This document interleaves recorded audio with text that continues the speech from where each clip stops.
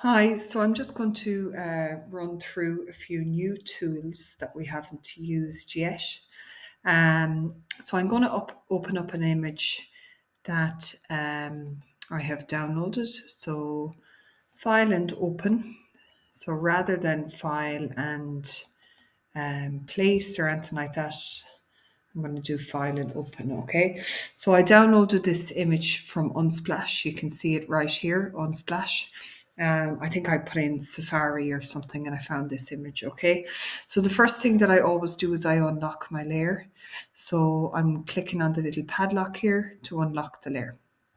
Okay, so basically what I want to do here is I want to select the hot air balloon and remove it and fill the area with content that Photoshop deems appropriate. So how can I do that? There is a marquee tool here. Okay, so you can choose rectangular, elliptical.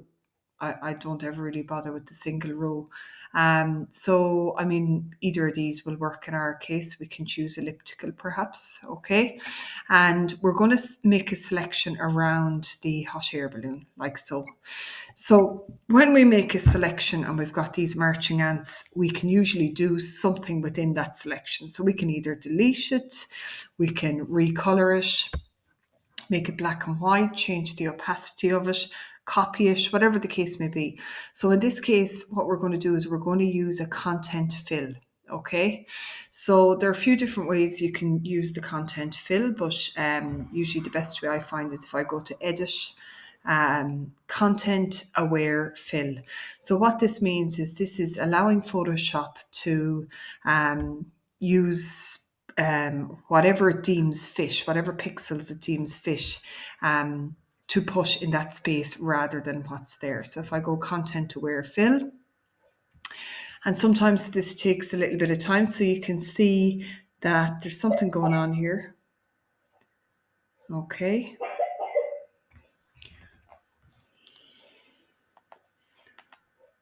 Okay. And when I'm happy, I press OK. Okay.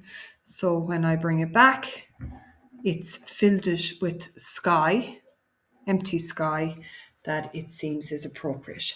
And remember to deselect the pixels. I go Control D, or else I go to the top of my screen and I go select and deselect. Okay, so it has removed the pixels, all the pixels that belong to that hot air balloon. Excuse me. You can see what's happened here on my layers. So layer 0, I'm going to just call this Safari. And you can see layer 0 copy. If I turn that on and off, you'll see I'll be able to get the hot air balloon back. So I'm just going to call this content fill. Okay. So if you want to if you find yourself that these are a little bit small, if you go to the little kind of stacked menu, usually you can resize these.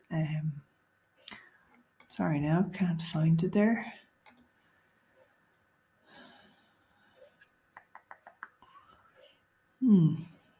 Can't find it at the moment. Oh, panel options, sorry.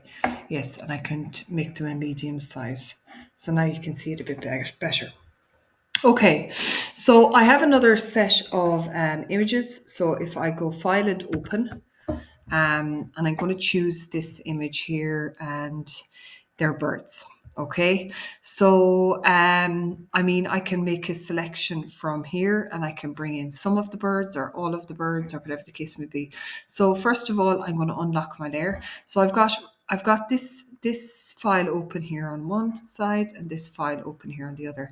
So I might just bring in like one or two birds at a time. So if I go to my like rectangular marquee tool, I could do something like this. I could Control C, or else edit and copy.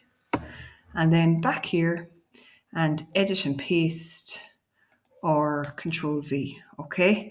So I'm going to call this one birds 1, okay? And again, like we have covered before, we can adjust our blending modes here so that it sits in a little bit better. So for example, darken is working out really well there at the moment. Now, if I place it up here, for example, you might find that blending won't work. Or, you know, if you were to bring it somewhere else on the page, it actually seems to work okay in all of these places. So birds is there. I'm going to go back here and I'm going to select another 2. So for example, these 2. So the reason that I'm bringing them in separate, I'm going to Control C and Control V, is because, for example, if I wanted to scale one set of birds versus the other. So I've one set and one set, okay? And I could Control T on one set. That'll bring these transform little kind of corner pieces. So I could make those look like they were much further away. Okay, and press enter. Okay, so now I have some birds on the screen. Okay, so I'm just going to call this birds 2. And I'm going to go and get some more birds. So I might just get this bird here. So again, rectangular marquee tool, Control C, and Control V, or else edit and paste. And this bird is just sitting here, and I might just put this over with these guys. So again, use the darken, and there he is. Okay, so I'm going to call this bird 3. Okay, so just to show you, I suppose, another area that the content aware fill will work. For example, if I wanted to use this for social media, so for example, if I wanted to use it for Instagram and I wanted to square up the image, so if I go to my crop tool here, but I wanted to make sure that I got all these animals that are at the edge here, so I might have something like this going on. Press enter and see what I've got here. So this is kind of tricky. I've got this empty space. So if I save it as a JPEG, it'll have a white border above and below. So for example, let's just say I want to move everything so that there's more sky, okay? I'm going to make my layers panel a bit bigger. And I'm going to click on one layer at the bottom, hold shift and click on the top layer. That means that all my layers are selected. Or else I can kind of Control A. No, sorry, that won't do it. Deselect. Select my first one, select click, click, click, click, and I'm holding shift and I know that I've got them all selected. So for example, if I wanted to bring this right down and press enter, okay, and what I can do here is I can do a content aware fill right here. So if I select my rectangular marquee tool, and usually I do something kind of like this, make sure I'm on the Safari layer. And if I go to edit, content aware fill. So it should work, fingers crossed. It's going to take a second. Yeah. And press OK. So it's a fabulous tool that's available to us. You can see that sometimes it takes a minute.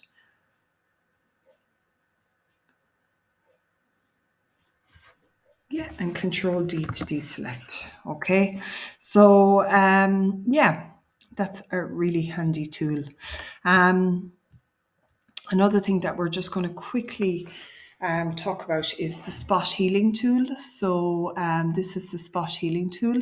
So I'm not going to touch that tool for a moment until I merge some of my layers together. So these 2, for example, they're separate layers still, so I'm going to merge them 2 together. So it just means that they'll be all the one, and I'm going to merge it with the content fill. So hold shift, click, click, and then right click and I'm going to merge layers. So what I'm doing is I'm turning them into one layer. It'll save space. It'll mean that if I go to move things around, it'll make it much easier. So I'm just going to call this Safari now.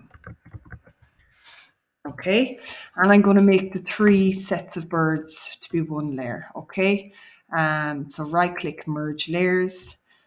Oh, I need to redo my, yeah, there we go. So I'm just going to call these birds. Okay, whoops.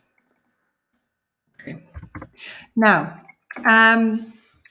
so yeah, let's just say I want to do something with the coloring of the birds, okay?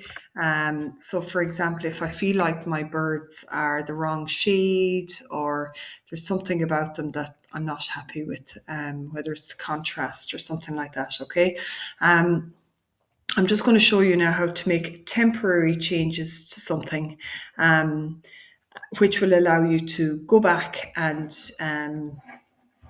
kind of reverse those changes.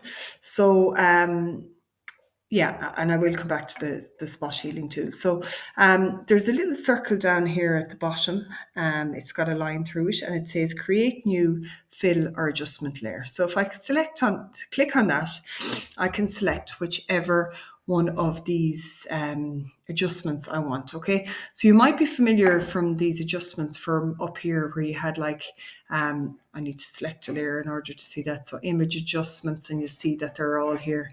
But this is a different type of one. So if I select my layer here, and let's just say I go to hue and saturation, okay? So immediately it brings up this hue and saturation layer. So if I go, for example, and drag something like this, you can see that it's making all sorts of changes to my image, okay? Now, at the moment, you are seeing it mainly in the Safari background image, but it is making changes to the bird as well. It's just not as obvious, okay? So for example, if I make it, I think I'm going to go with a color like this. So we'll just keep an eye on the birds and the saturation. I'm going to go for something like that. So that's a real extreme color change and something like that, okay? So what I'm going to do now is I only want that to apply to the birds. So at the moment it's applying to the birds and the Safari. So if I turn it on and off, you'll see that the changes are being made to the birds and the Safari, right? If I hold the Alt key on my keyboard, so the Alt key is right beside the spacebar, if I hold that down and I hover between this adjustment layer and the birds layer, you'll see that you'll get this kind of little arrow. Okay, it's like a downward facing arrow. So I'm going to click once on that. So now I do need to fix my blending mode after that, but that's okay. So now that change is only applied to the bird. So if I turn it on and off, you'll see that change is only applied to the bird layers, okay? So my Safari now looks just like it originally was supposed to, okay? So I'm gonna go back here and maybe, I might have to do a little bit of work on that. Maybe darken, but get my eraser tool and just do a little bit of work on that, just to make it sit properly. So you'll find this, you do make changes with something and then suddenly something changes, but the eraser tool is working fine there. You just want to get those hard corners. Okay, so I'm just dotting. Okay. Okay. Yeah, there we go. Okay, so one last thing we're going to talk about is the spot healing tool. So the spot healing tool is just here, okay? So if we select the spot healing tool, okay, and my brush at the moment is too small, okay, and I do something like this. Do you see what's happening? Very easily I can erase something and it fills it with pixels as it expects. Now, it's not perfect, but in certain situations it will work out really well. So not brilliant, Okay, you'll need to do a little bit more work on that. Maybe the clone tool now at this stage. So remember our clone tool. Hold the Alt key, kind of do a little bit of this here. Okay, it's not making the change. Oh yeah, there we go. Okay, and you could fix all that up. There we go. So I have my opacity of 59%. If I brush it right up, it would make a big change there. Okay. Okay. That is the end of today's tutorial. Thank you.